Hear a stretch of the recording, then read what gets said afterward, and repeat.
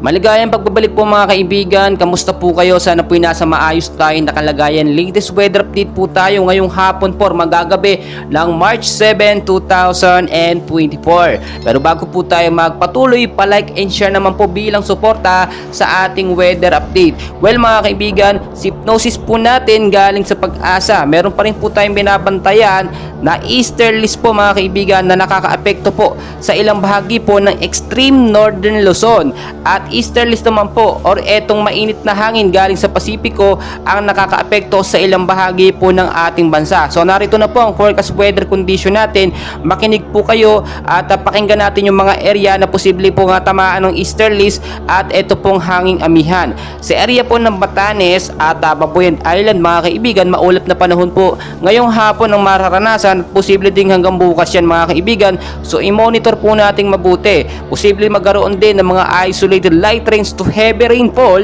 pagdating sa gabi, dulot po yan or sanhi ng northeast monsoon. Wala naman itong significant impact pero maging handa na rin po tayo sa banta ng baha at mga landslide. Sa Metro Manila naman po at ilang bahagi po ng ating bansa mga kaibigan, weather condition, maulap po na panahon ngayong hapon at posibleng hanggang bukas din po yan, no? Kaya maging ingat tayo sa anumang banta ng panahon.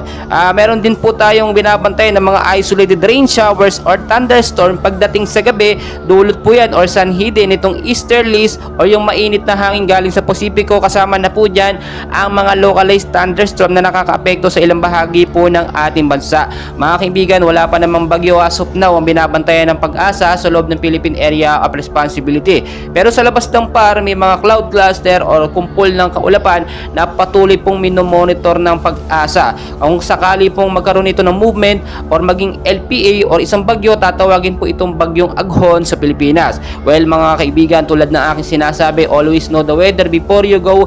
Magdala ng payong jacket, kapote, panlaban po yan sa biglaang pag-ulan. Maraming salamat.